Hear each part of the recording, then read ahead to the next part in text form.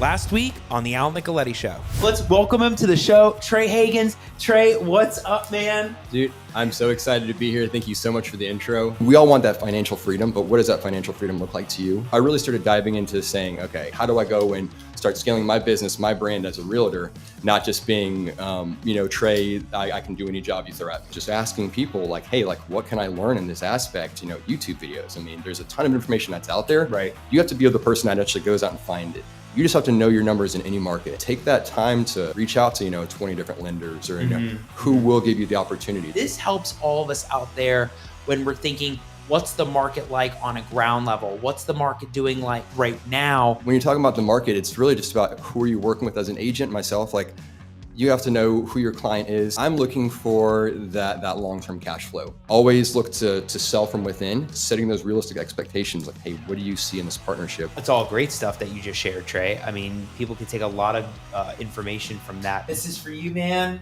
Yeah, that's the right size. We'll make sure we get a great picture on that. There you go. Thank you for coming in the studio today. If I just had a hype man like you everywhere, I would have the best day ever. So.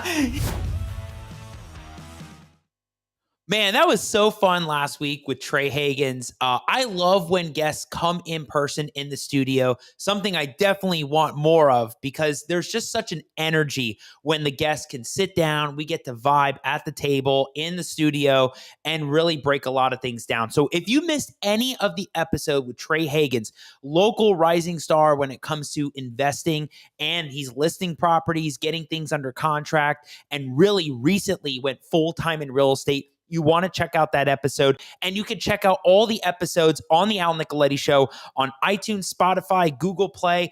And from season 1 to season 3, they're all there.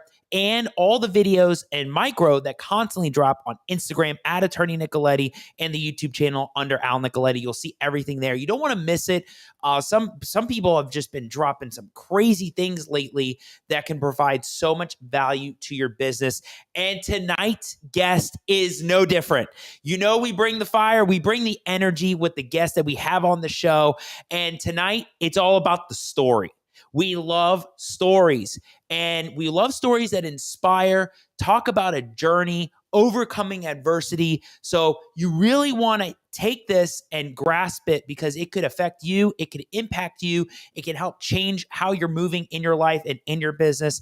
And we're going to really have a great time with Dean Rogers. So let's do this. If you have your pen and paper out, like I always do, I don't know if you ever see me like looking off to the side. I'm taking notes like crazy.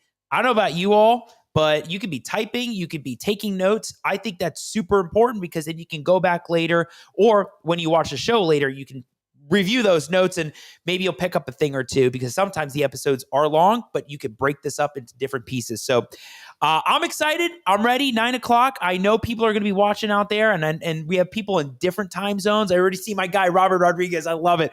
We're going to do this, and let's rock this thing tonight. Hey, everybody. My name is Al Nicoletti. I'm an attorney here in Florida, and welcome to the Al Nicoletti Show, where I bring on real estate super investors, rising rock stars, movers and shakers, and leaders of clubs in their community that educate, entertain, and inspire all things on Florida real estate and other markets. Like tonight, we bring on guests that are not just in the Florida market, not just in the Georgia, not just in the Texas or other states, but people that are in other markets everywhere else that are here to help inspire you, to help motivate, to help change the perspective of niches and different things that you can get into that you may have thought, oh, that's too hard, or we can't really do that, or my story is just, it's not anything unique. Right? And you're thinking, well, wait a second. This one's got a different story. This one has a different story. And we can learn from people's past and what they did to change in their life and pivot and change no matter what the market was or is or where it's going. We learn and you adapt to those situations. You're flexible and bringing on people that can really help elevate your business. And we can help elevate you and change your business and bring it to the next level. On my show today, I got Dean Rogers. What a story. I haven't even heard the story myself. I got to meet Dean at Family Mastermind, and I know that Dean's got a wild story. I mean, former NFL player, walking away from a 7-figure contract and really starting from scratch. I mean, I don't know. When I first heard that, I thought, I don't know how you even begin. You walk away from that kind of contract. How do you begin? How do you get into real estate? Now do you do all these deals? It's crazy. So we're going to talk about how you go from that kind of stardom, that kind of where you are in a totally different league, right? I mean, NFL, but completely different league, to being in real estate, to doing all these deals and sharing that kind of story. And he's been doing this ever since 2013. He's been running it in California. He loves real estate. He's flipped and done wholesaled on hundreds of transactions, owns rental portfolios. I mean, he really has a story about starting from scratch, really staying consistent and talking about discipline. And we're going to get into those fundamental things. You know, we'll have a guest that'll talk about Airbnbs. We'll have somebody talk about commercial property, right? I think it's also important to also talk about overcoming adversity, focus, discipline, some of those things that we lose sight of because we're always so involved in real estate and getting under contract and getting under deals and worrying about this and where the market's at. We got to actually get back to the basics, right? I feel like it's getting back, learning about the sacks and the tackles. That's what I talk about, Dean. I always say, get back to the tackles and the sacks and get back to the basics. And that's what we're going to get through. So he's got some cool stories that he's going to drop tonight. I just hope you all get a lot of info from this. I'm going to be taking notes. I want to hear this story. So let's do this. Without further ado, let's welcome him to the show. Dean Rogers. Dean, what is up, man? What's up, man? I'm feeling the energy. Let's go. Let's do this. Yes. Dean came on before. We're just doing a sound check. And I'm like, touchdown. And he's like, touchdown. I'm like, let's do this thing. What's happening in California, brother? Dude, hey, you know what? We got a warm heater of 80 degrees here in San Diego today, where the wife and the kids are at the beach right now, giving me some quiet time while I'm here with you. We don't know how long that will last. So, you know, cross our fingers. It could be like the news reporter where the kids, you know, pop in, the wife's crawling in to drag the kid out. But yeah, man, things are good and things are great in California. Love it. Hey, that's great to hear because you never know what the market's doing in another market. We have Florida, a different market. So love to hear that things are churning. Dean, we got to dive in on the story. I haven't heard it. A lot of people haven't heard it, and it's so important to hear. Let's do it. So tell us the background. You know, how did it all begin and where are you today? Well, you got me fired up to tell it because you hit on some of the key lessons learned and like the valuable pieces for other people that can take from it that just get me fired up, because there are some just really key things throughout my story that I think are going to be helpful for the audience to relate, right? It's easy to say, well, how am I going to relate to this guy? He came from the NFL. Trust me, that's part of my story, but it's not the real story. It's not the overcoming and having to start over part of my story. So let's get into it. So I'm Dean Rogers, grew up in Central California, town called Visalia, something where Californians don't even know where that town is, right? I have to try to locate on a map. Where is that? It's near Fresno. It's between Bakersfield and Fresno. And sometimes Californians don't even know where that is. But just think of the central part of California that people skip over when they're flying to San Francisco or flying to LA. It's in between there. Got it. And lots of farms and dairies. And so, yeah, where I grew up, small town, good place to grow up, good place to grow up. And all that there really was going to school, going to church, and playing sports, not a whole lot to do besides that. And so for me growing up, sports was my thing. And I just love sports. And most kids, a lot of boys especially, like to play sports at recess and are competitive to some degree. But I just knew I always had like an extra competitive side of me, and had always excelled at sports. And so growing up in class, I'd fill out, what do you want to be when you grow up? they're giving suggestions like a doctor, or, I want to be an astronaut. I want to be a professional athlete because I like sports, but I was almost embarrassed to fill it out as a professional athlete because how was little old me going to make it to that in small town, right? Right. Am I really even that good? I like sports, but who knows? It's kind of a dream. So kind of growing up and then going into high school, I played running back in high school. I kind of played running back my freshman year, and then played tight end my sophomore year, and then junior and senior year I played running back and was playing great. Had all the accolades and first team all conference, all that kind of stuff, and started getting letters in the mail from colleges and was getting excited. But I kind of was getting overlooked. I was a big, tall, white guy playing running back, was kind of fast, but not too fast. And was a decent size, but not too big. So I was kind of under recruited being a running back and didn't get looked at from the schools I had really wanted to be. I mean, growing up on the West Coast, the Pac-10 was like one of the best conferences on the West Coast. You had UCLA and USC and Oregon Ducks and all these teams. And most people on the West Coast wanted to go to one of those schools. And I didn't really get much look, let alone in my own kind of backyard. Fresno is really close to where I grew up. And they only just invited me to walk on. They didn't even, offer a scholarship or anything. So I felt like I was kind of snubbed, and kind of had a chip on my shoulder. And I got an opportunity to go play at UC Davis, where they recruited me, and they actually gave me a half scholarship to go play there. Nice. And to me, that put another chip on my shoulder as I show up and I see some other guys who have full scholarships that I'm way better than, right? And playing, and they're on the bench. So anyways, I ended up getting my full scholarship after my second year, and then, started playing and started doing well, and first team All-American, and having NFL scouts that are showing up at the game and watching, and okay, this is starting to get exciting, but still that small town kind of nervous feeling inside. Like, am I good enough? Is this too big time for me? Kind of sat there a little bit, but nonetheless was super, super exciting. And the energy and juices were flowing, So, so then comes the time, right? Senior year, getting recruited, playing good. Things are happening. The season ends. Now I'm actually talking to teams, right? I get an agent. I'm talking to teams. I'm talking about 12 different teams. And this is crazy, right? I'm actually talking to real life people who were representing these teams that I could potentially play for.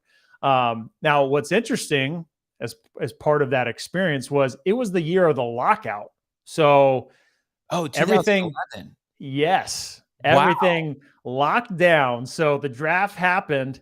I didn't get drafted. I was talking to a couple teams, boom, didn't get drafted.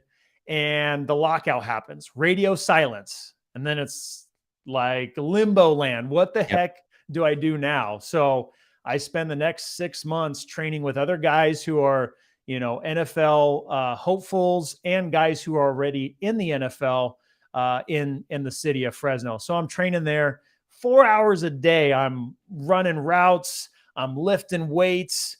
I'm, doing speed and agility drills. Like I'm becoming a machine at this point, training with other NFL guys and NFL hopefuls, and just getting dialed in and ready to go. Right. And I'll never forget, the lockout had finally lifted. It finally lifts, and the veteran players are able to go back, and they basically start. There's no hesitation. There's no delay. And I get the call. I get the call from my agent. He's like, "Hey, are your bags packed? The Chargers are on the other line." I'm like, "What?" That's crazy. I hadn't been talking to anybody, right? It had been radio silence. I wasn't expecting a call like this, let alone the next call I receive regarding the NFL was a team wants to talk to you. So I'm like, yeah, let's switch me over, man. He's like, all right, here he is. He's going to call you right now. So I get the call, and I just got back from training in Fresno with my brother-in-law. My wife had just left for a bachelorette party. My parents had just got out of town for something else, and get a call from one of the recruiters. He's like, hey, Dean, you got your bags packed? I'm like, yes, sir. He's like, well, good, because you're showing up tomorrow at 6 a.m. We got a flight booked for you. And it's like 5 p.m., right? It's like evening time. The sun's going down. I'm like, well, I'm ready. Let's go. Let's do this. Let's do this. So we hang up, and I just go full on schoolgirl mode with my brother-in-law. We're jumping in the living room, going crazy. We're all hyped up. We're just losing our minds. And it was like, I could hardly even go to bed that night. Right. I got to rush back to the house, get stuff packed. And there I go. I'm flown off the next morning. So I show up day one. The veterans are already there. They're already suited up. They're already practicing.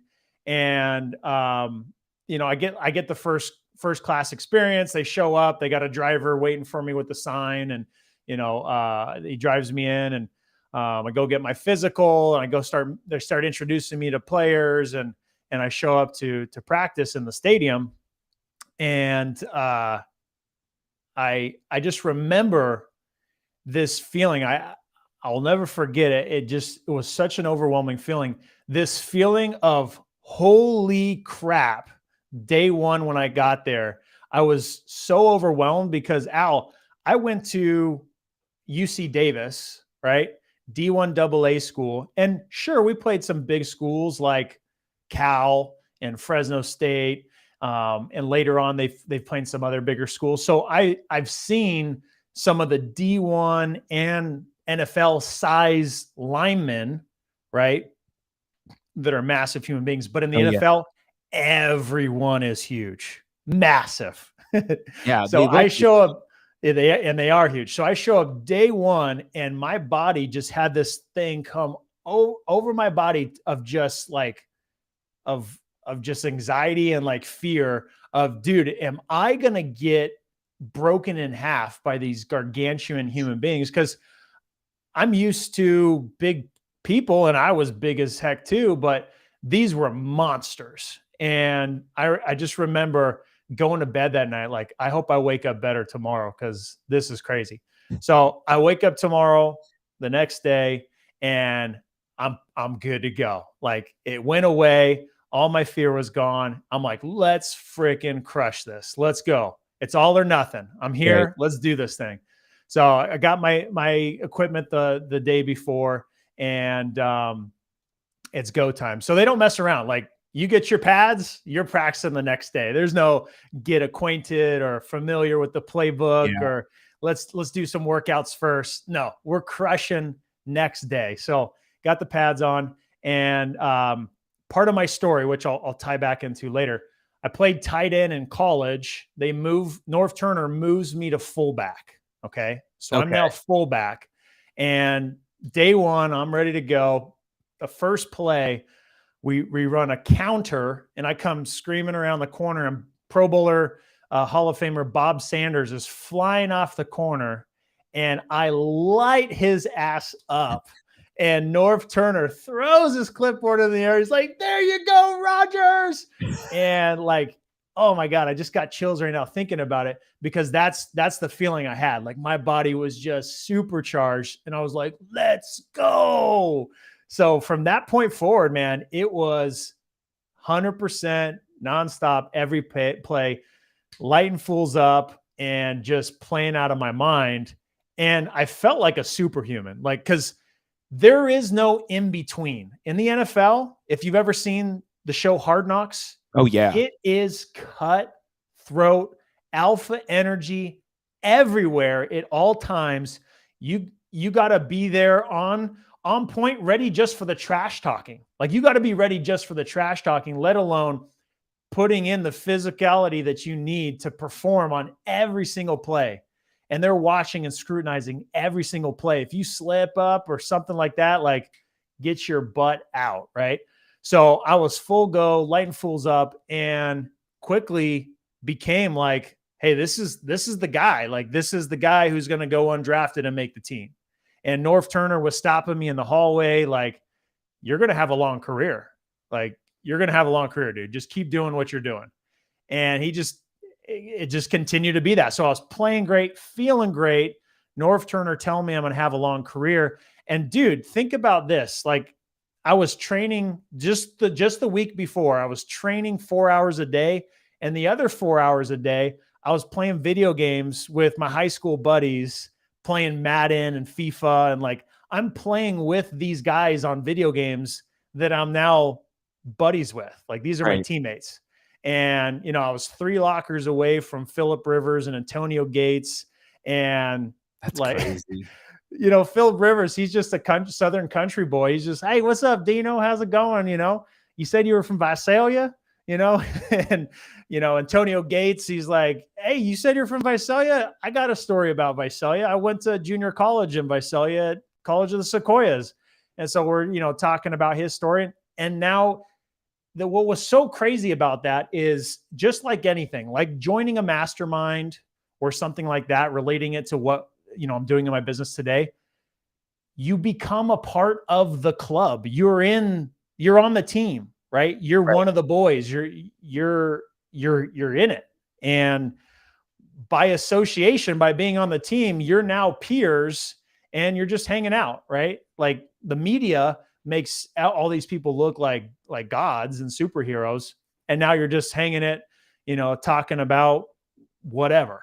Yeah, life bonding, all that kind of stuff. Oh, by the way, you're making $20 million a year sitting next to me, but nonetheless, like, you're just an everyday person, and you get paid because it's an entertainment sport and there's a lot of eyeballs on it, and you keep doing good. So it was this crazy experience. And going back to that competitive environment, I mean, there's endless amount of stories like this, but it was crazy. People were so competitive that they wanted to like compete on anything. So even in the locker room, people were competing because it was just in their nature. So on a regular basis, there would be some sort of game played just in the locker room. And one day, for an example, one of the receivers and defensive backs were playing, $1,000 a throw for tossing a water bottle in one of the laundry baskets. $1,000 a throw. Like, I throw it in and make it, I'm $1,000 on you. If I miss it, I'm down $1,000, and we keep switching off turns. And then that escalated quickly to now Phillip Rivers and Antonio Gates want a piece of the action. Now they're throwing 10 grand a bottle, right? 10 grand a throw. It got up to $200,000, double or nothing. And I was about to crap my pants. Phillip Rivers drained it from like 20 yards and did a walk-off celebration to make sure he didn't lose 200 grand to Antonio Gates. And I'm like, dude, that's like a full season's worth of pay. Like, holy crap, No kidding. And it just seems like a lot of people don't know these kind of things that happen behind the scenes, but yeah, it just seems like there was a lot of bonding and it's just like a mental game also. I'm thinking there's a lot of mental that goes on here. A lot of mental game. At first with your own team, right? And it depends on how your locker room culture's like and all that kind of stuff. Every team has a different vibe. But then when you're in the games playing against the other team, like, dude, it's a wolf pack, like everybody is just super. They're just like, they're just profusely sweating testosterone, all over the place. And it's just, monster collisions, talking trash, getting in people's heads. So that was the competitive side, the cutthroat business side of it, right? And then the other side, like the fame, the Hollywood side, that was just as crazy. Have you ever seen the HBO series Ballers? Oh yeah. Oh yeah, you have. So like take some of those stories and just sprinkle that in my time. Like, I saw all that kind of stuff happen. Just supermodel women appearing out of thin air, showing up at the hotel and walking straight into a swarm of guys and going straight to the first round draft pick. Like, how does that happen? Yeah. you know? So Ballers is not too far off from like Ballers is not too far off. And like just hearing stories of like I'm sitting after practice one day and talking with one of the guys. He's like, "Where's your second phone?" I'm like, "What are you talking about?" He's all, "Well, you got a phone for the family and a phone for the girls, you know? Like, where's your other phone?" I'm like, "What are you talking about? I'm married. I got married before I got here. Like, I'm happily married." He's like, "Oh, that's crazy, man. Like, you got to get a second phone." You know, like there was a lot of that going on to where I just saw like women showing up in their nice vehicles, picking up players from events and taking them off to wherever and finding out the next day that, oh yeah, she made me dinner and she, you know, this and that, and there's more to the story. But like just some of the craziest Hollywood kind of stories that you would kind of hear through the rumor mill, that stuff really happens because the level of stardom that you get from it is instantaneous. Remember, I came from small D1 AA school. I'm not first round draft pick, the promise of the franchise. And I have people screaming to get my autograph after games and following me to my car to watch me drive away. Like that stuff instantly started happening. And that's pretty crazy, especially it's coming from a small town that I Yeah. did. It's and you have to like protect your mindset in that environment because you can get lost. Oh You yeah. can get lost in uh just the allure of the money and the fame and the lust of women and access to things. Like it can get intense if you let It seemed like it accelerated pretty quickly from being in the small town to all of a sudden having that it. baller vibe, right? Yeah. And let me ask you this. I know you're going to keep going, but when all that's transpiring, you get the call, you get on the squad. Now you're on the Chargers. How are you kind of keeping out the noise, right? How are you able to block out all the noise? Because in our businesses, no matter what we're doing, there's always so much other stuff happening in the So much. background. This one's doing that, this one's doing that, and you got to really kind of condense it and do you. How were you focused on that? What were you thinking mentally? Because like I said before, it sounds like it just wasn't just a physical game, of the hitting and the Yeah. smashing, but it was also being prepared for all those other moments. You had to be mentally prepared every day, not only for the game, but outside of the game too.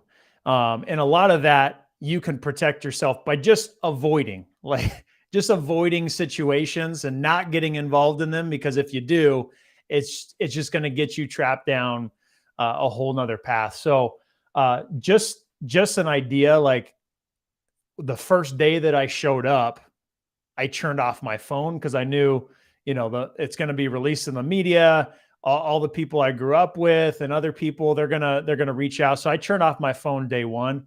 As soon as I turned it back on, my phone would not stop vibrating for like 30 minutes of just notifications. And it was, Crazy. I had like 300 different calls and messages and voicemails and all that kind of stuff just over a short period of time, just less than 24 hours of people just wanting to say congratulations or wanting to like get more connected with you. Like, oh, I can't wait to come to your games and get tickets and stuff like that. Like people were instantly already kind of like trying to attach themselves and all that kind of stuff. So you had to keep your phone off a lot, just to kind of stay focused and, keep responses pretty short. But that's You know, kind of what comes with the territory. yeah, Dean, it's like when things are good, everybody's there, and things go bad, all of a sudden nobody's in sight, Yeah. right? So all of a sudden, for you, your life completely changed with everybody having that attention on you for what you were doing. But you're probably smarter than that, going, wait a second, this wasn't here before, Yeah. right?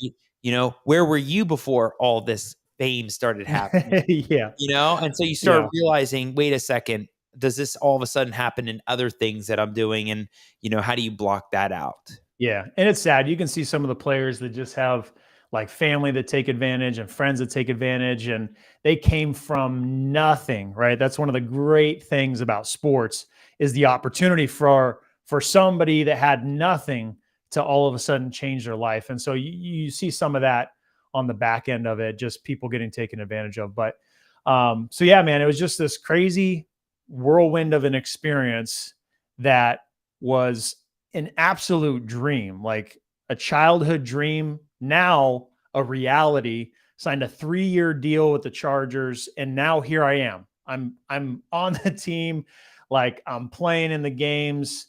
Here I am. This is freaking nuts. Now, to go to the other side of the story is Norv Turner moved me from tight end to fullback, right? That's where things changed for me, because although I was playing great and feeling great, and they use the fullback a lot, I now, for the first time ever, was actually going back after practice and icing my head, where I never had to think about that or do that before in my career. Now, if you know football, as a tight end, you go out, you catch passes, you score touchdowns. And when you do a run play, you're blocking defensive ends that are big, massive people. Yeah. They're 1 to 2 yards away from you. If you're blocking a linebacker, usually you're blocking with the tackle next to you, and you're blocking a little bit, and now you're going up to linebacker who's now 1 to 2 yards away. So the collisions, they're already big, right? Big, strong, massive people. You're just bashing into each other 1 to 2 yards away. But as a fullback, you are a full-on, full-time crash test dummy running 10 to 15 yards away from the other guy. And those collisions, I like to do this visual. Look around you. If you're in a room, see how far away 10 yards is. It's pretty far, right? You might be in a room that's even smaller. The wall next to you might be closer than 10 yards. Almost. And if you were to imagine running full speed with everything you had, without one hesitation in your body, head first into that wall, that's what it would feel like. Okay.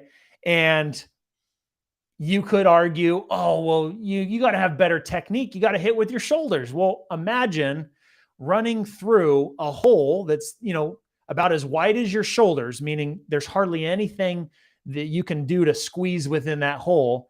And you're running full speed through it, because on a run play, usually it's running down the middle through a guard and a tackle, or a center and a guard, right? And the other guy on the other side that you're going to go block, he's also running full speed through that same hole. Chances are you're running about the same speed, and you're going to meet right in the middle of that small hole. There's not a whole lot of wiggle room. Mm-hmm. So if you want to be effective on that play at your position, you're probably leading with your head, because your body leads where, your head's running. You don't run with your head backwards. So you're having a lot of head collisions. And I tell you what, it was eye-opening, especially because ESPN was, for the first time I'd ever seen in my career, talking about concussions. Junior Seau killed himself that year and basically said, study my brain, because I spent 15 years in the NFL and running into fullbacks, and my brain needs to be looked at.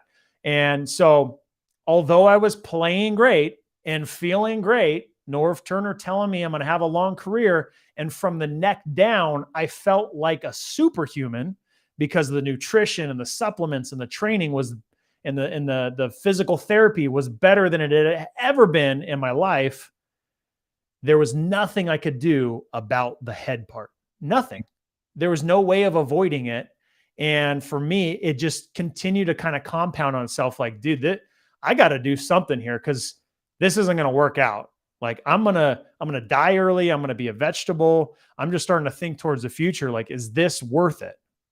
Yeah, Dean, let me ask you, were you not allowed to change positions? Like, were you allowed to say, like, hey, can we do something else? Or the other thing in my head is, why didn't you request the trade?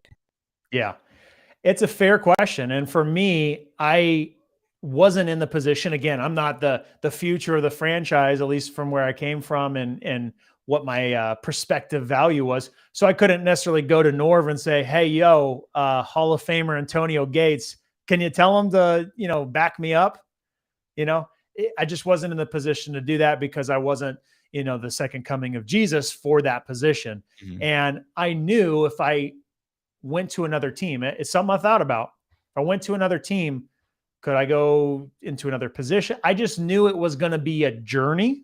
I was now going to be the journeyman working his way back to become tight end because that was going to be the best thing for me health-wise.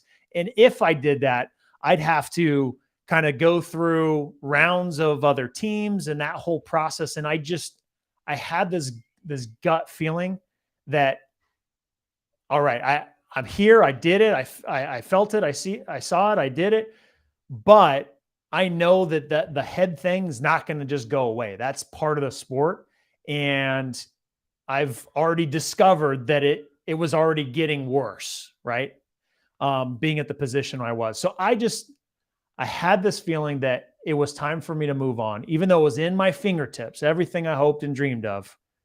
The best thing for my life was to move on. So I did that, man. I just hung up the cleats, literally walked away from it and didn't look back. Hardest decision I've ever made in my life.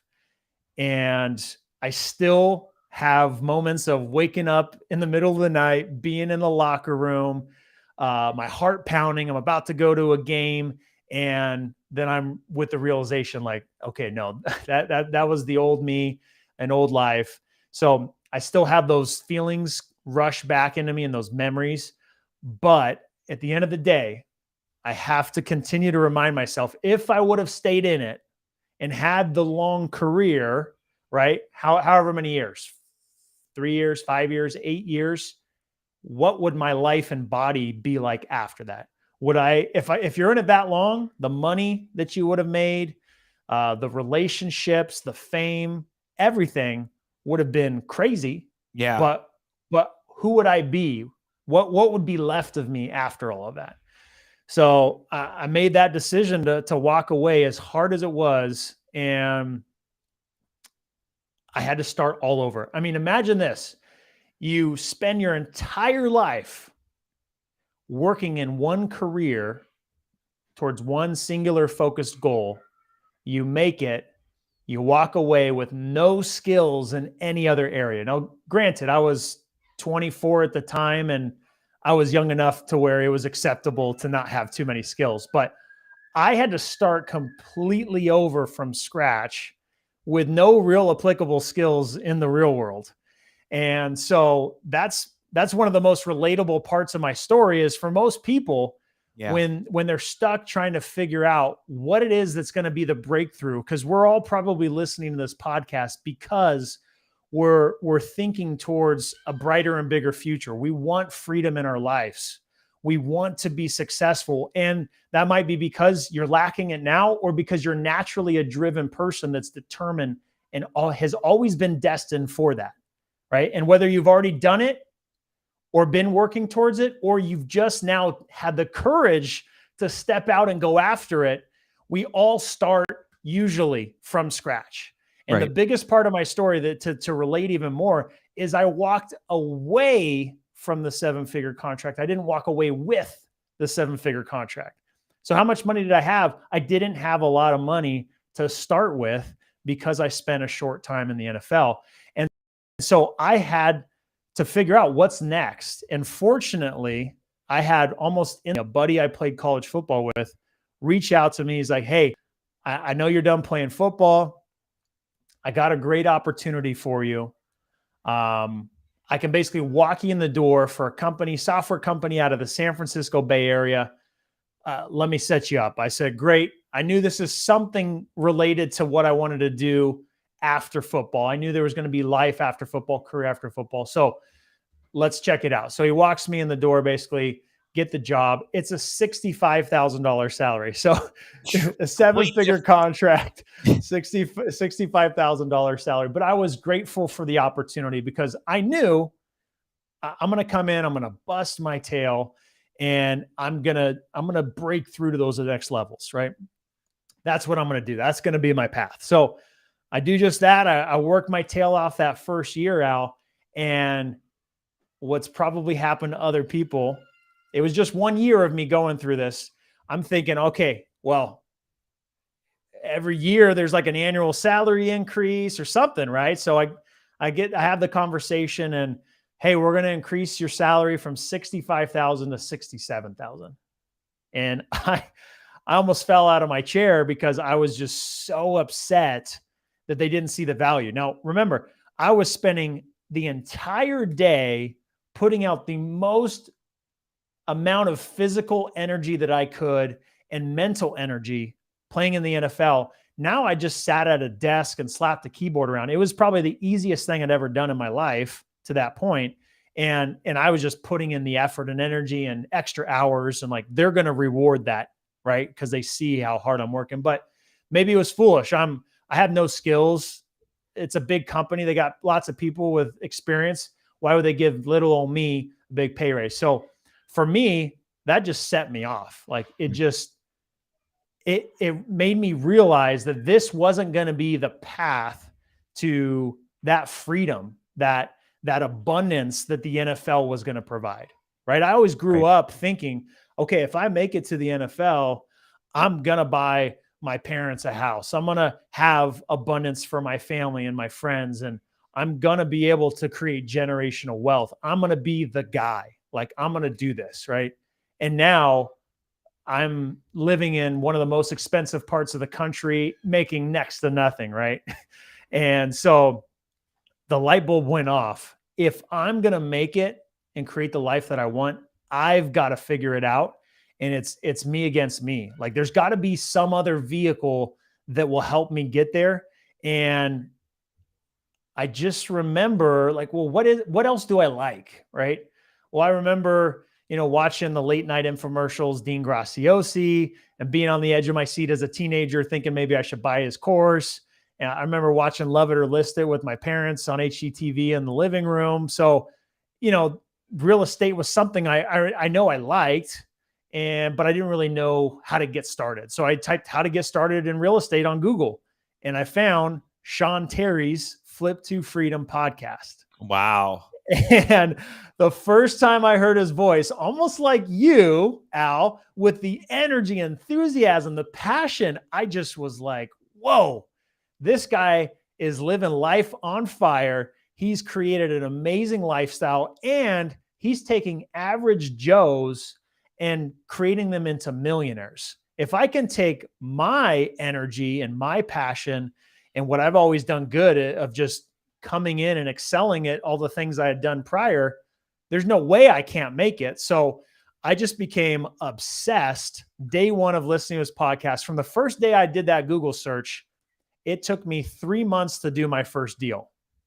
And what's great about doing my first deal is it was actually me co-wholesaling my first single family home with Sean Terry. So I was following and taking action to what he was saying in his podcast, not a YouTube video showing me step by step, click by click. It wasn't a coaching program that I joined where I got on the phone with Sean Terry. It was a free podcast where all I had was his voice to listen to. And I was obsessively taking notes and waking up in the middle of the night to re-listen to an episode, how to fill out a contract, because I knew that was important. And taking action to where 3 months into it, I found a property, got it under contract with one of the strategies he was teaching, and I couldn't get it sold. And I started to get a little bit nervous. Some of the strategies to find buyers he was sharing. Okay, I wasn't getting it sold. Let me get creative here. Well, I remember Sean Terry. I mean, this is in his market. I'm actually working this deal in his market because I was following it to a T. I'm going to go to his website and I'm going to fill it out like I'm the seller. So I did that, filled it out like I was the seller. His acquisition guy called me. I gave him the whole lowdown. He's like, oh, let me get you in contact with Sean. So Sean Terry now calls me and I'm fangirling out. I'm like so excited. And he's like, don't worry, man, I'll get this thing sold. So he got it sold. We split it 50-50. And there it was. I remember sitting at work that day. The wire hit my bank account. And I was just like, yes, like feeling I did was it. back. Yes. The feeling was back of opportunity and but like freedom, right? And so from that point forward, I did a couple more deals with Sean, and then I started doing my own marketing back in Central California, where I knew and understood the market where I grew up. And then after a year, I actually ended up finding my business partner, my now business partner. And we just organically I started selling him houses. He's like, hey, you're really good at finding deals. Do you want to start doing flips? So I'm like, yeah, that's exactly what I want to do. And hey, I don't have a bunch of resources now. I'm just getting started. He's like, don't worry about it. Just keep finding the deals. I'll bring the other pieces and we'll do a deal, right? He saw the value in me and my enthusiasm, my hustle, my effort. He was already the experienced investor. That's his value. Let's do deals together. So started doing deals together back in Arizona because he's like, hey, the market's slowing down. You were doing deals in Arizona. How is it over there? It's good. All right, let's do flips there. So we go out of his comfort zone and back to a familiar place for me. And we rush into it, buy 6 houses within the first month. And then he's like, let's pump the brakes. Let's see how these go. So 4 out of the 6 we sell, no problem. We make some money. The other 2, we lose $100,000 on by doing all the rookie mistakes. Now, mind you, I just joined Fortune Builders at the time. I'm thinking I'm a total fix and flip pro. I know exactly what to do. I've got all these contracts. I know what the finishes need to be. I'm writing out the scope of work, and we rush in on all the wrong things. We take the comps from one real estate agent who his comps are on one side of the street, and the other one, the subject property's on the bad side of the street where the houses aren't selling as much. We rush into selecting a contractor. If we had called one person, we could have got a reference. It was like, this guy's garbage. And right now we have to redo all the work. And that happened on 2 properties. So it was kind of a nightmare situation for me, just getting started with little resources, kind of on the up and up, and having a huge setback. So for me, and something that I think is important for the people listening is, if you're pushing and going after things, there's two things that I learned over the years. And I got another story to share with this same lesson. If you're not the expert in a certain area, sometimes all it takes is one more phone call to do your due diligence. And you have to do that, because if you don't, you're leaving the door wide open for risk. And the seasoned investor, right, which my partner was, but he wasn't a seasoned investor in this market. But the seasoned investor in his backyard, his local market, and getting,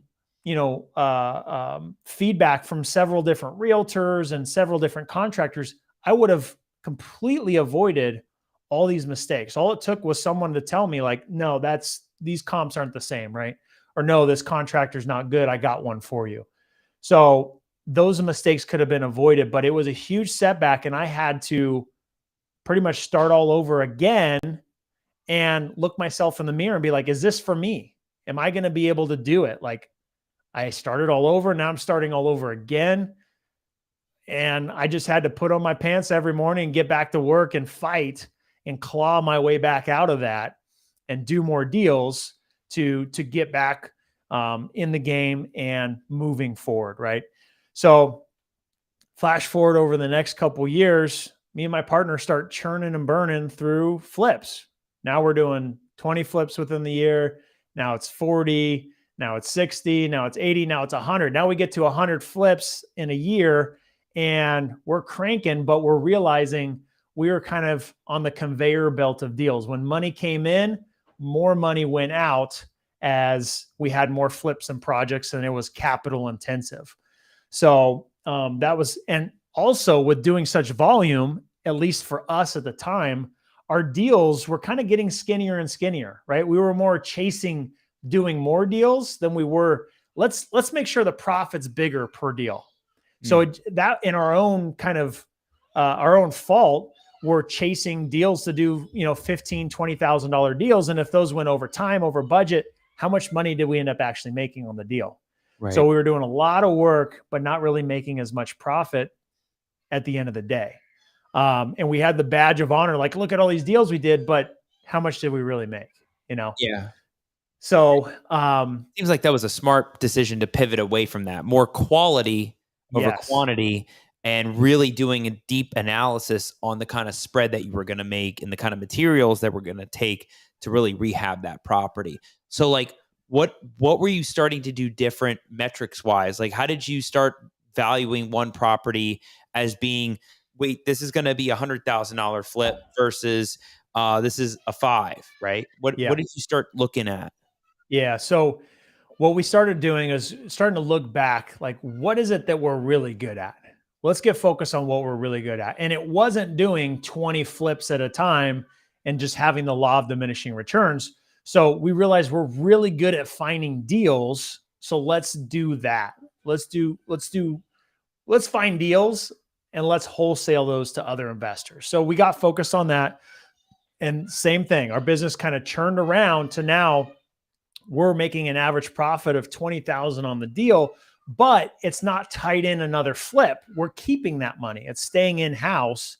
And now we're starting to build a war chest, right? To be able to have more capital, to expand, to add more people to the team, to do more marketing. And now we're wholesaling over 100 deals, right? And we're picking the flips that we want to do and cherry picking. And those are the simple ones. Like we're doing next to nothing on the remodel, very little work, and they're bigger deals. They're $100,000 net profit deals, or 50, 60, 80,000 net profit deals. And those are much more exciting than doing 10, 5, 10, $15,000 deals. Absolutely. Because they were easy to do and more profitable. So our team has actually gotten even better at negotiating and kind of focusing in on those type of deals. So that's where we're at today. And at this point, we've wholesaled and flipped hundreds of properties. And in 2018, the light bulb really went off for me that I'm on this conveyor belt of deals. And if I want to build wealth, the whole reason I got in the business, I need to start acquiring rentals. And so the light bulb went off, started acquiring rentals. And at this point now, we've got an 8-figure rental portfolio, and you can do so many more things to preserve your wealth with rental properties and increase it. I mean, just this last year alone, through cost segregation, we wrote off $1 million in depreciation and saved ourselves a bunch of money in taxes, right? So there's now a new avenue to preserve that wealth and to create more just through those rental properties. So that's where we've gotten to today, kind of to end up where we're at now. How are we doing? Multiple 7-figure active real estate business, and we've got the rental portfolio, and our team keeps growing and focus on doing those more quality deals. And what's really helped us in our business is the relationships. Now, this is the exciting part for me, because I feel like there's an endless opportunity and potential for anybody in any business. Is when you get focused on the relationships, that's where things get really exciting. And so just 2 years ago, we started a meetup, and it was an in-person meetup in February 2020. And it was the first month, and the next month, March came around, and everything was shut down. So our first meetup, we had 100 people show up to it, and we had a great turnout for our very first meetup. And we're like, okay, we have something here. And so I knew I had to keep it going. I had to keep the energy going. I had to continue networking with people, because people knew about us. They knew we were doing deals, but they didn't really know us. And so, and especially me being a virtual real estate investor living in San Diego, but investing in my hometown in Central California, I was kind of like the Wizard of Oz. I was kind of behind the curtain. Not everybody saw me. So that's why I started the meetup. But because it was shut down, I started thinking, well, what are ways I can stay connected with people? And that was through social media, of course. So usually I was already sharing on social media, but it was me just going to the beach with my kids or driving around in the golf cart doing, stuff like that. But now I thought to myself, I need to start sharing about the deals that we're doing to inspire people, motivate people, like to see results. So that's where I started first. Let me show the results that we're getting. And so people started paying attention and getting excited. And that's where I realized, okay, let me start sharing how I can help other people. That was the whole point of starting the meetup, is let me add value to other people. So, hey, everybody, we're doing deals right now, but if you've got a qualified lead, someone that wants to sell, and you need help negotiating the deal, going on the appointment, taking pictures, getting the contract signed for the best price, and then get it under contract, we can help you with that. And even more, we can help sell it for top dollar because we got the best buyers. We can handle the whole escrow process and totally max out this deal. Make sure you're making the most amount of money. And people started, not like a landslide, people started leaning in like, yeah, help me out with this lead. So now we started closing some deals with other people. And now we could share, hey guys, look at these deals that we closed. We just made $20,000 with this person, right? We each made 10. Or, hey, I just helped Joe over here close his first deal. It was a $40,000 deal. We each made $20,000. So I would say I love sending friends money. Like, don't you guys want some friends to send you money? Like, how cool is that? And then it turned into, well, how can I brand this, right? I'm virtual. I'm not seeing people face to face. How can I brand this and make this memorable? So I said, I'm going to call it Friends with Benefits. So call it Friends with Benefits. And now everybody just gets a chuckle out of that. Everybody's laughing about it, and it's memorable. And now people will text me and say, I want to do a Friends with Benefits deal. And to make it more fun, we made t-shirts from it, say Friends with Benefits on the back. And until you do a deal with us, you're in the friend zone. And then once we do a deal, we're Friends with Benefits, and you get a t-shirt. So now we got people who are like, I'm coming after that shirt. I want an extra large, So yeah, it's become really fun. But just last year alone, it added $1 million of revenue to our business just by opening up and saying, we can help you. Wow. And then not expecting anything in return, right? Like we'll even just help you run numbers. If you guys need help feeling confident on a deal, we'll help you run numbers. And of course, the law of attraction and abundance mindset, the world just rewards that in some way, shape, or form at some point in time. And that's what it turned out for us. So it's been an absolute blessing for us, and where's the hugest area for growth in our business. Seems like as soon as you did that, that made more money than doing the flips. Yeah. That's crazy. Yeah, so really getting yourself out there and using that leverage for all the deals that you've done and getting more people to see that it's possible has like grown that exponentially, it seems. Yeah. I can't stress it enough that no matter where you're at in your business, and why this is applicable for everybody, no matter where you're at in your business, whether you're just getting started or the seasoned investor, is you're probably further along than somebody else and can add value to them. So to put that to practice, if you're the experienced investor, you're probably way further along than a lot of people. Go out and add value to people.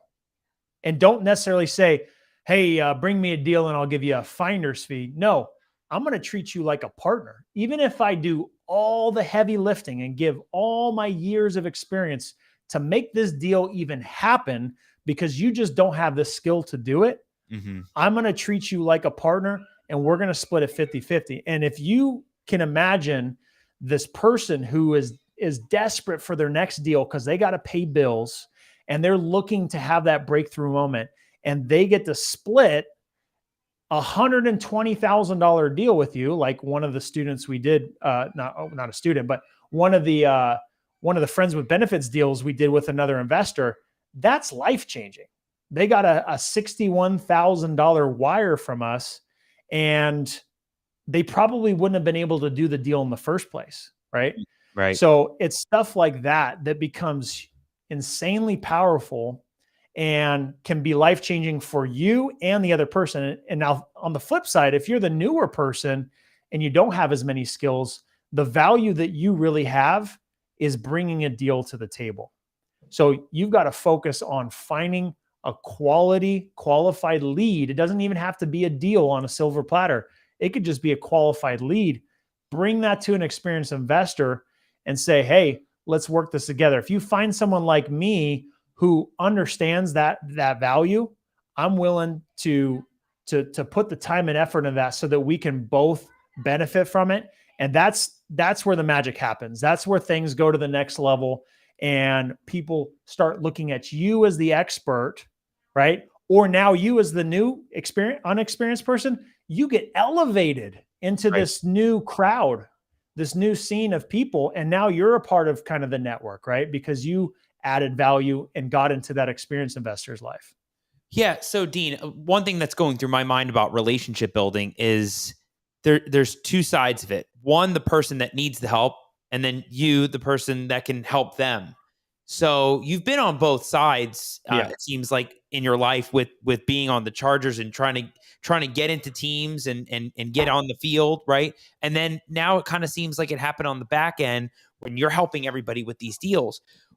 Like you said, bringing a deal to the table, that seems like one thing that somebody can do that's valuable. What are some tips and tricks for people out there that are in that position that want to build the relationship? What are some of those things that they can do that you see from your side that you're like, if somebody wanted to get more with me about this, this is what they got to do? Yeah. Honestly, it's so simple. And I think almost everybody knows about it at this point, but it's just putting it to practice and being consistent about it. First and foremost, you got to go to meetups. You got to go to meetups where the investors are at and start meeting these people. And again, one of the things that's going to help you is by understanding your story and where you're at in the process. Everybody's got a unique story, right? Mine might be a little bit more unique, but everybody's got a story, right? You probably had some either really high that you started at, or you had a tremendous come up where you came from next to nothing. And if people see and feel that passion, it's something they want to be around, right? And they can tell if you're just there to take and you got nothing to give, they don't want any part of that. So if you come with a giver mindset, like I want to be involved, I want to add value, people are going to just feel that and want to be around it. So going to these meetups and meeting people, as many as you can, and telling your story, sharing what you have to offer, whether you're experienced or new, is going to open up doors already there and get to know the people. And then Facebook is just like made for real estate investors. You've got local Facebook groups, right? I have one myself where people are talking to each other. People want to meet each other. So just by friending those people and sending them a message, hey, wanted to reach out, saw you're in the business, love to connect, let's talk, let's I hope to see you at the meetup, right? Anything like that. Now, as you start to post on Facebook, they're going to see your stuff, whether it's in the stories, whether it's your post on your feed. Like now you start to see these people and become familiar with them, and you can start to share what you're doing and the effort you're putting, whether it's closing deals or working towards closing deals. People like to see progress.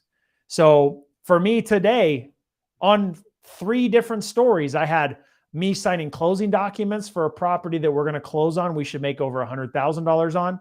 It was me closing escrow on a $15,000 deal that I'm splitting 50-50 with a friends with benefits deal. And it was one that I closed on that we're going to wholesale, right? We bought it with our own money and we're going to wholesale, already have the buyer lined up, closing in a couple days. We're going to make just under 40,000. That's another friends with benefits deal. We're going to make, in the high teens, me and the other investor, with doing absolutely nothing to the property. And so these are examples, me sharing 3 different examples of what I'm doing, but it might be someone getting started and showing some of the marketing that they're doing or walking, looking at properties. People want to see that you're busy and active. And so just by sharing what you're doing is going to get people leaning in, and those relationships, I'm telling you, are where the gold is at.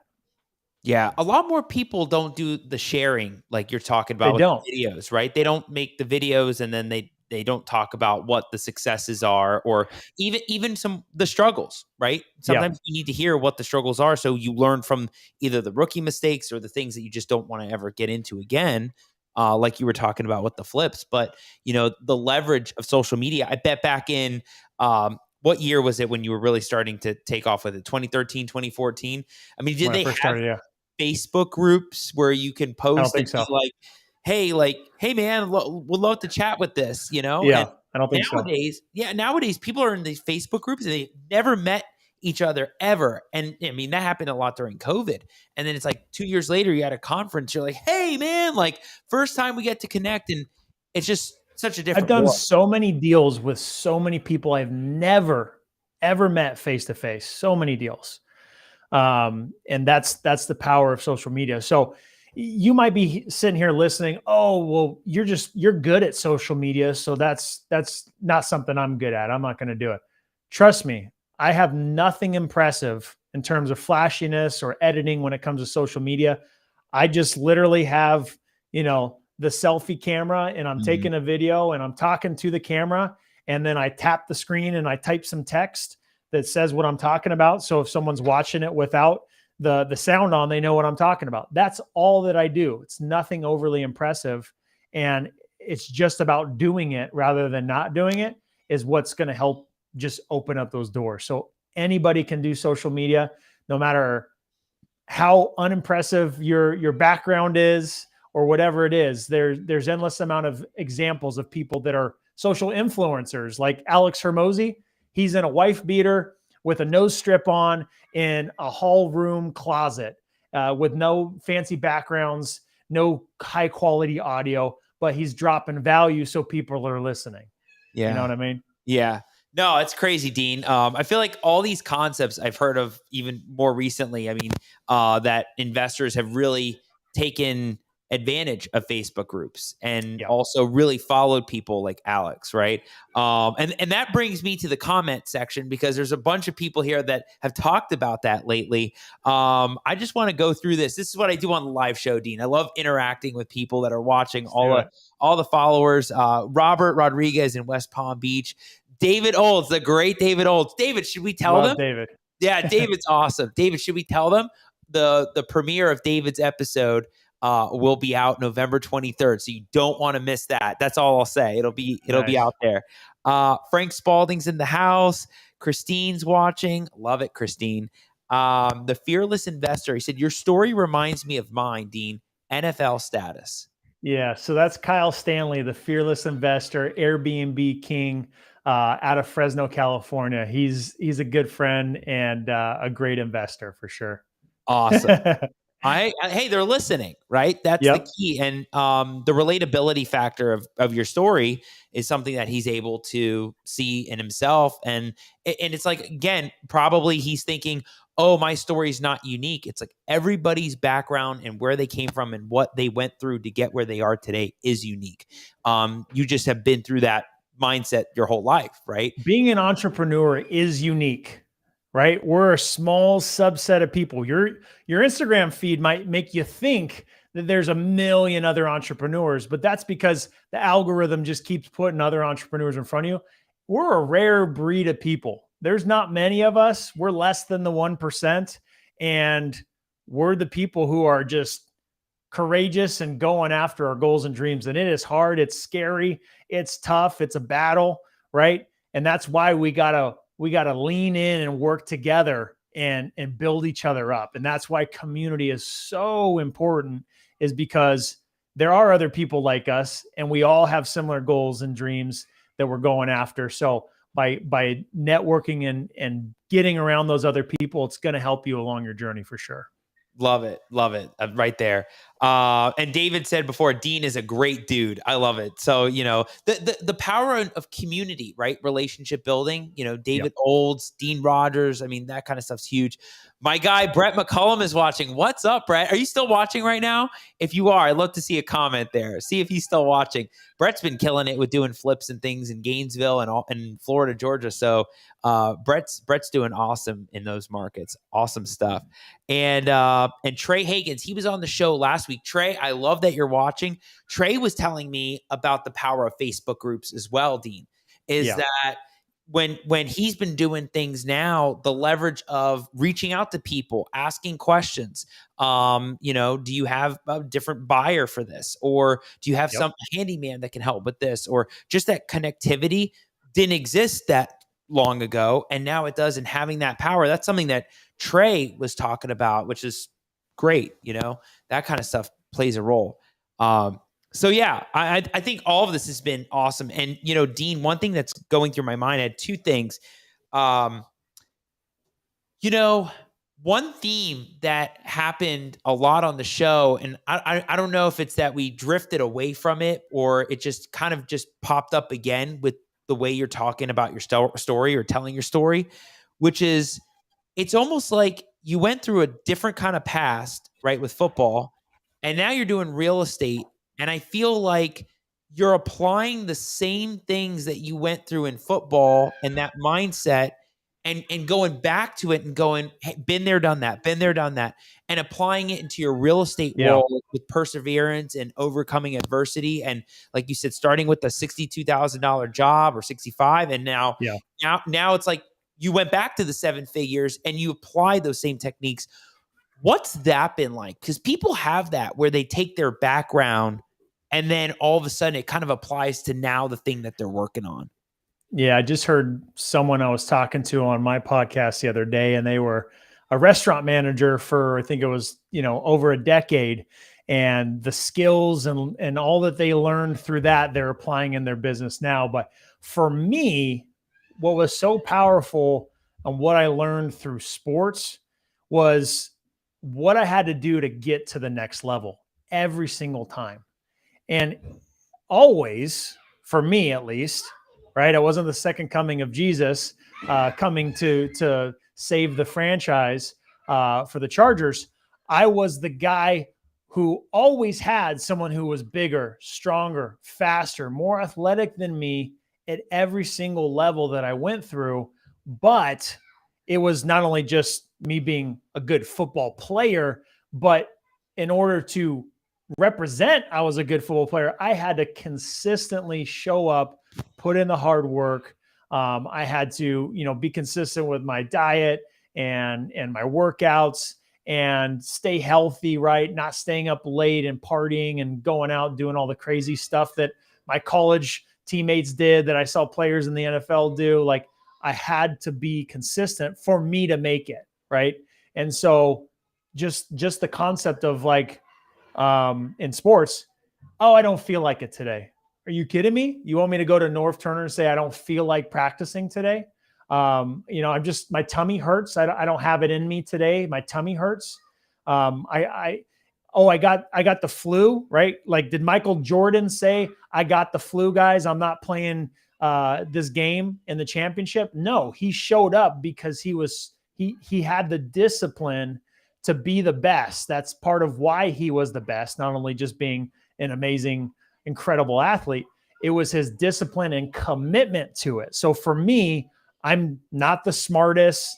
I'm not the fastest at implementing different business strategies. I don't make all the best decisions, right? I'm not the best leader. Like, there's all these things that have room for improvement, but it's the fact that I show up consistently and am disciplined to do that and have the grit to persevere, right? Because how many other people show up and are excited and have enthusiasm and are excited and are skilled and talented, but you don't see them a year down the road, right? I thought you were investing in real estate, or I thought you started that new business, or I thought you were doing this thing, but they're not anymore.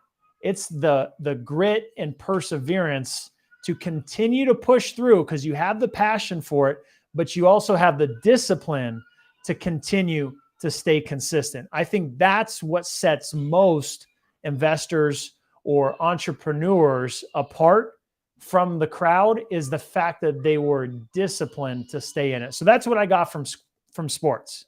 I Yeah. knew I was going to show up. I knew I was going to do the workout. I knew I was going to go through practice, even if I didn't feel good, even if I was sick, even if I had somewhat of an injury that still kind of allowed me to play, maybe not even play to my full potential, but I could walk. So you're playing, right? Right. And I think that's what it was, that mindset of you're showing up every single day. That is what I was able to apply and still apply to this day. Yeah, and having the drive too. That it's I right now I'm calling it a mind shift, not just a mindset, but a mind shift away from like you were talking about, all those things that people think, oh, you're going through this issue or that issue. You got to really persevere through it, Oh, right? yeah. It's having the drive, that killer instinct drive to keep going, and a lot of people stop after a little bit. Right. Oh, yeah. And it's the ones that maintain that consistency. Had this conversation actually earlier today about even social media or doing videos. It was like the ones that keep doing it and the ones that keep staying out there are the ones that show people how serious you are. And when you're out there and you keep doing it, it becomes a whoa, this person's legit. Right. Yeah. Same thing in the real estate world. When you keep doing that and you have the drive to keep pushing through, you will get there. And and like Dean's talking about, he went through all the hard, and he went back through starting from scratch, and then he went back through now making 7 figures again. Yeah. Look at that. You went from leaving the 7 figure to making the 7 figure, in a different world, and in a world that you can control. And that's because you had the drive to do that. So that's just impressive that you can get there. And Dean, another thing that was going through my mind, you were talking about, all the flips and different things that you were doing with all these deals. 2015, 2016, that was a different market, right? That was a different market. A lot of people were doing the buy and hold, right? And then all of a sudden the short-term rental market really starts popping up around that time, and up until 2020 and then COVID. But then had an interesting conversation the other day, somebody that will be on the show about flips, which was the fact that they just had to really start pivoting to a different strategy, almost back to buy and hold, because of the way that the market's shifting with the interest rates and buyers not willing to buy where they're at. Talk about pivoting in a market like this, like a long-term position or a short-term position, and what are you doing to strategize when a market fluctuates like this? Yeah. So for me, I'm being really careful and intentional about every deal that I do has got to be a quality deal. So on any of the fix and flips that we're doing, they're all sizable deals and require little to no work at all, so that we're trying to mitigate as much risk as possible. And then when it comes to us being good deal finders and when we're wholesaling, we're negotiating better deals right now because of the fact there's the different shift in the seller and buyer like mindset and the sentiment of the market.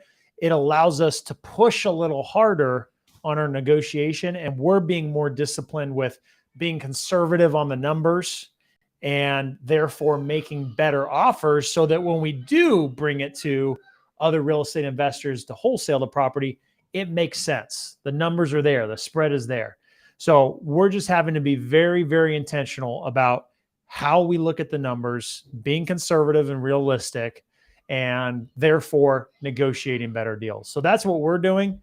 The interest rates are up right now, which make it a little bit tougher, right? Make it a little bit tougher for buyers to refinance. I know when I first started buying rentals and refinancing, the interest rates for the DC SR loans, the debt coverage service ratio loans, the investor loans, right? Those were at 6.5%, right? And just 6 months ago, I was refinancing a bunch at 3.5% and was getting spoiled. And I just refinanced 2 a week and a half ago. One was at 6 and one was at 6.875. after I bought down the rate, right? Otherwise they would have been in the 7s.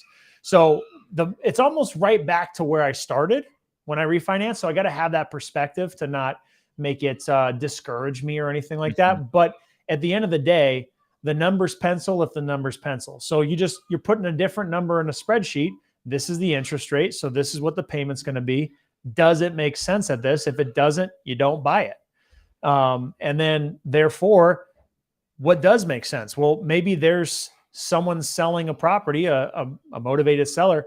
Now you might need to be a little bit more creative and buy it on terms, whether it's subject to or owner financing if they own it free and clear, or some of the other strategies that I'm sure you know of.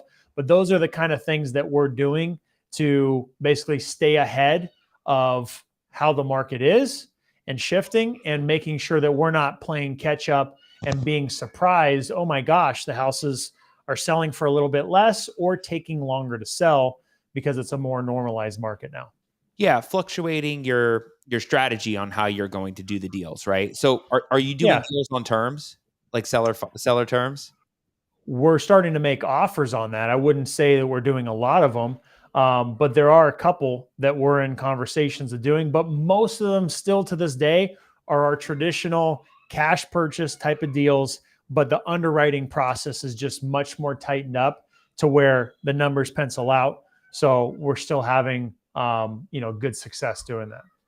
Yeah, because I could see that you probably would get into that kind of market next, like more creative financing and really diving into that. Well, a lot of great stuff here, Dean. I mean, I love the mindset background that you have and overcoming a lot of the things that you went through. And I think a lot of people can take a lot of things away from that relate to what they've been through in their business, right? Because there's ups, there's downs, then ups, and then, it gets frustrating in a market where you're dependent on a buyer. If you're a wholesaler, you're dependent on buyers. And now all of a sudden, more than ever, more homes are being listed.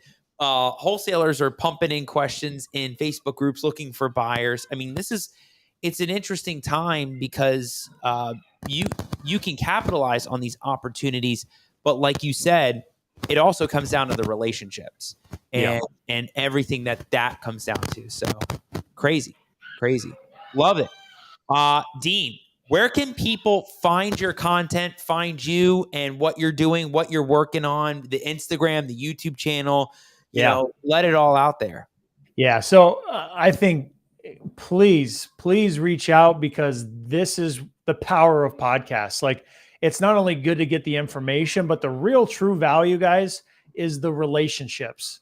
So I think a lot of people listen to podcasts and where they might fall short after the great information, the inspiration, whatever it is that you get from it, is actually not connecting with the person who's on. So I like to just open the door wide open and say, please reach out to me. So if you go to deanrogers.com, you're going to see all my contact information. There's a tab at the top that says connect. You're going to see my Instagram, which is Dean Rogers Real Estate. You're going to see my YouTube, which is youtube.com/Dean Rogers, right? You can get all my information on there, including my podcast, and reach out on Instagram. That's where we can stay connected. We can have a conversation, and who knows what's going to come of it, right? It could just be a nice connection, or there could be an opportunity that happens at some point in time. So that's the power of social media. So definitely reach out and let's stay connected. Love it. Yep. That's the power of it. And you have the resource, and you have the social media, the videos I'm sure you're posting, and you have your own show, right? You have, did that just launch? Yeah. Just not too long ago. Dean Rogers Show. I love it. Yeah. Awesome. Tell people about it. Like, what are you talking about on that show? Like, who are you bringing on? So I have cool guests like you, right? People like you that come on, and we do a show and we talk about your story, kind of like we're doing here.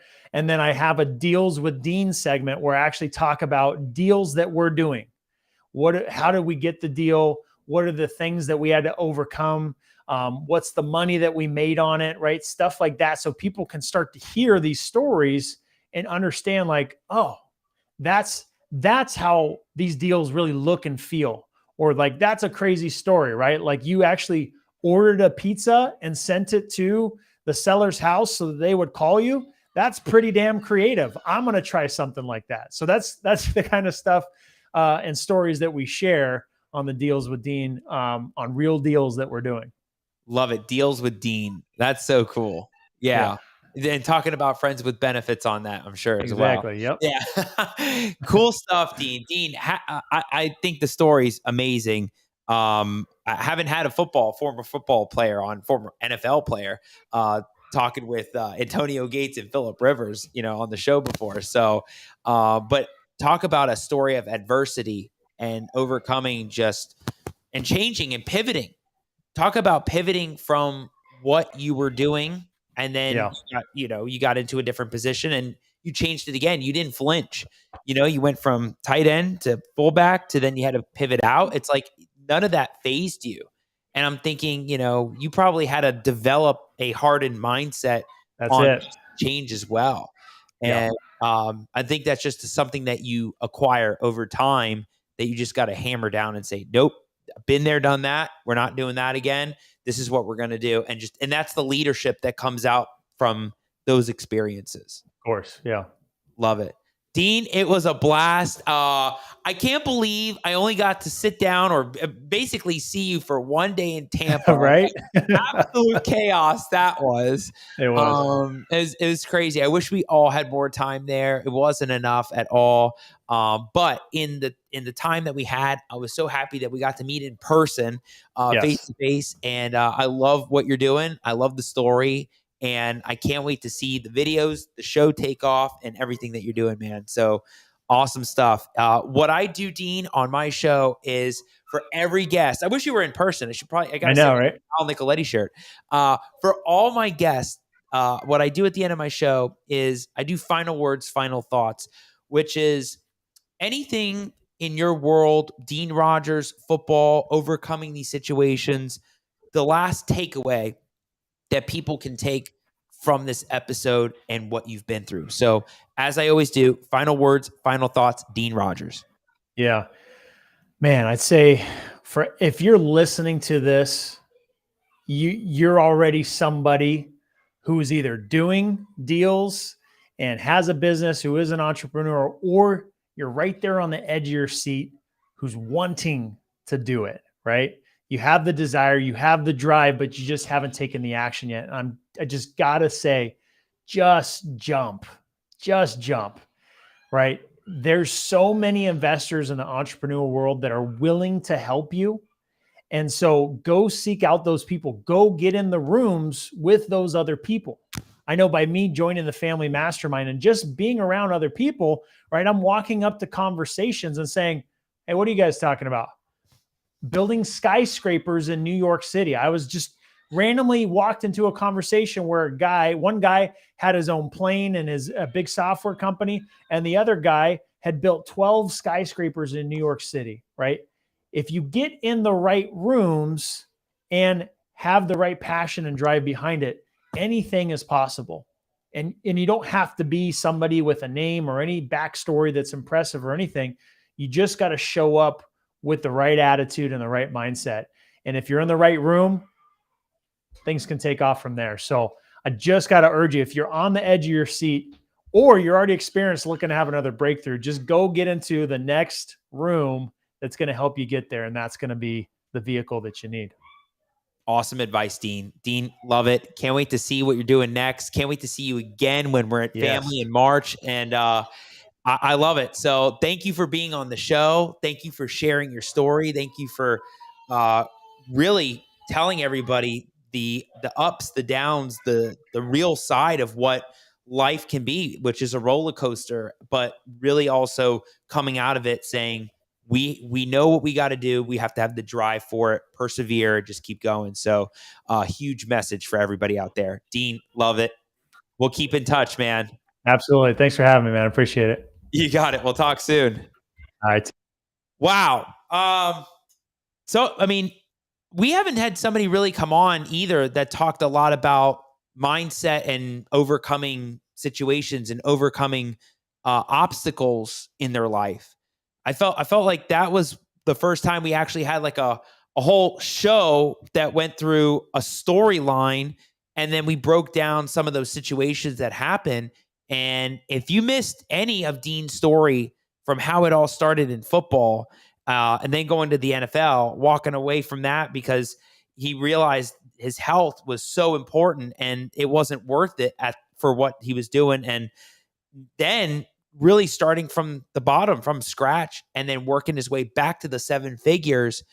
That's powerful. I wasn't expecting going back to the 7-figure part because usually you never know how long that takes or what that journey's like or what that road is like. So just so much to unpack. I took a lot of notes. I know a bunch of you are watching out there. I love it. And I hope you all took a lot from that. There's something to be said about perseverance, focus, consistency. I can definitely understand what Dean's talking about.